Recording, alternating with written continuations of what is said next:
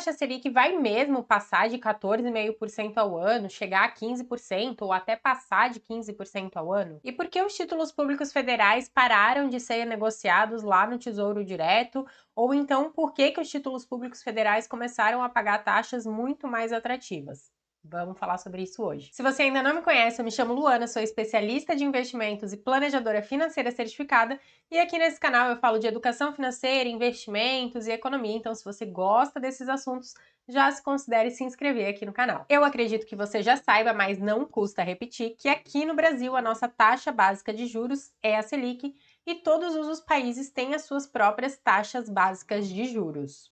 Então a Selic ela serve como uma referência tanto para as taxas de juros cobradas em empréstimos e financiamentos por parte das instituições financeiras, como também uma referência aí para os investimentos. Então a gente sabe que investimentos com baixo risco, eles tendem a pagar pelo menos 100% da taxa Selic ou pelo menos 100% do CDI, que é uma taxa aí muito próxima à nossa taxa Selic. Porém, existe a especulação dos juros futuros, que é sobre isso que a gente vai falar aqui.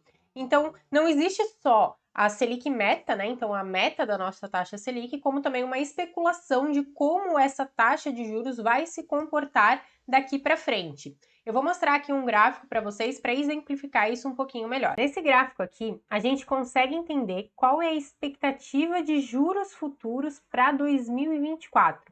Isso significa que o mercado está o tempo inteiro precificando o quanto que pode ser o nosso juros lá em 2024, assim como em vários outros anos, a gente consegue mudar esse ano aqui, tá?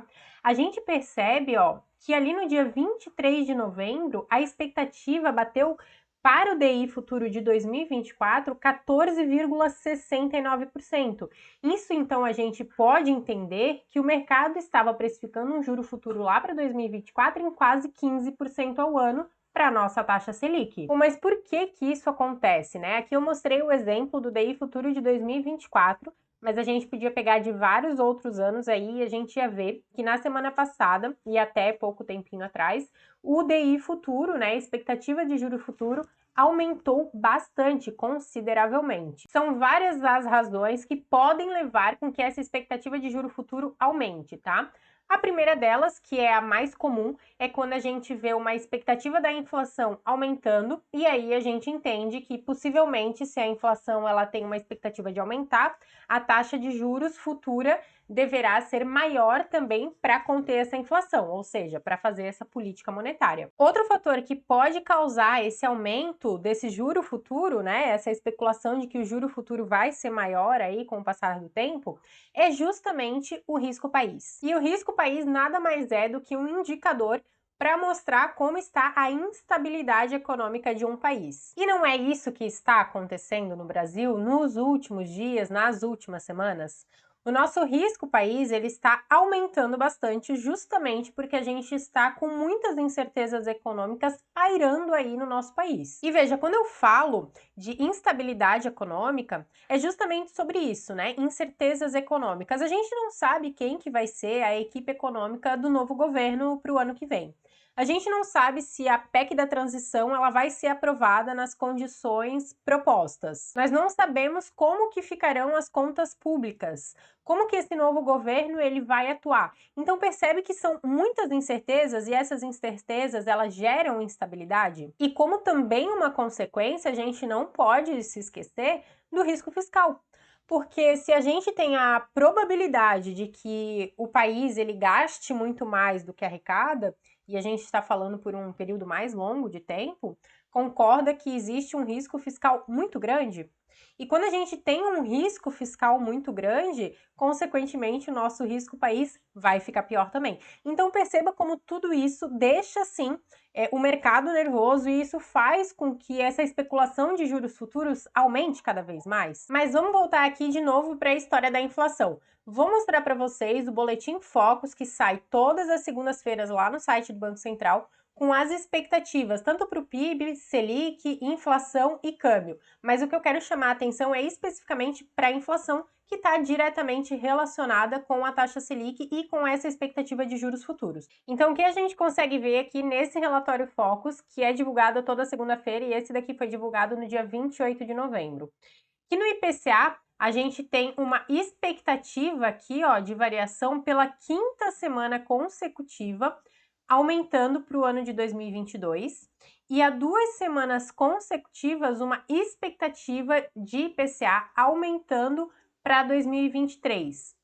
Apesar disso, neste relatório de mercado aqui, a gente não vê uma expectativa da taxa Selic aumentando em 2022 e nem uma taxa Selic maior em 2023. Ela aumentou sim, uma expectativa aumentou de 11,25 para 11,50, mas percebe que nada chega próximo aos 14,6 ali que a gente viu como uma expectativa de DI futuro. Mas o que eu quero que vocês entendam aqui, que se a gente tem uma expectativa de um IPCA aumentando, não se mantendo controlado tanto para esse ano como para o próximo ano, a gente pode ter sim uma possibilidade da nossa taxa Selic ou vir a aumentar, e é isso que o mercado precifica no futuro, ou se manter mais alta por mais tempo. E eu já venho falando sobre isso aqui em vários outros vídeos. E lembra que a nossa taxa Selic ela é parâmetro para os investimentos?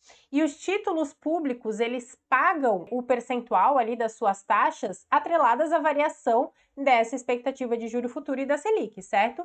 Então, o que aconteceu recentemente? As taxas ali que o Tesouro, os títulos públicos do Tesouro Direto estavam pagando, estão aumentando bastante nos últimos dias. Inclusive, a gente não pode deixar de falar aqui que quando a gente tem essa oscilação muito forte nos preços dos títulos públicos e nas taxas que são ofertadas ali na negociação desses títulos, o Tesouro Direto, sim, ele fecha para negociação, ou seja, nem quem é investidor que quer investir e comprar títulos públicos e nem aquela pessoa que detém um título e quer vender consegue fazer essa negociação porque o Tesouro Direto fecha.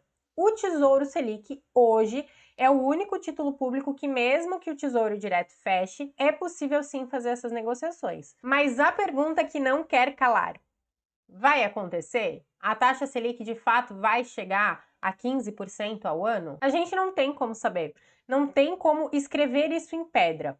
Mas a gente já consegue ver sim que essa especulação de juros futuros já está caindo bastante, tá? Porque conforme a gente começa a ter menos incertezas econômicas no nosso país, as coisas começam a fluir de uma forma mais equilibrada. Então, os juros futuros, eles estão caindo bastante, inclusive no dia de hoje. E é claro que a gente não pode deixar de mencionar que uma taxa de juros muito alta por muito tempo é muito prejudicial para a economia de um país. Então, não acredito que essa taxa de juros vai chegar nesse patamar aí que havia essa especulação. Mas, de novo, a gente não pode escrever isso em pedra porque não tem como saber quais os rumos que a economia do nosso país vai tomar. Então, com todas essas informações, o que a gente pode fazer? Eu acredito sim que o primeiro ponto é investir com cautela, até para ficar um pouco mais claro qual é o rumo econômico que o Brasil vai tomar, não se expor mais do que o seu perfil e do que a sua carteira de investimentos ela permite em ativos de renda variável e naqueles títulos que de repente tenham um vencimento um pouco mais longo, e ter conhecimento para entender de fato o que é uma oportunidade e o que não é uma oportunidade nesse momento, nesse cenário atual. E se esse vídeo fez sentido para você, não esquece de deixar aqui o seu like, porque para mim é muito importante, e já me segue aqui também nas minhas outras redes sociais.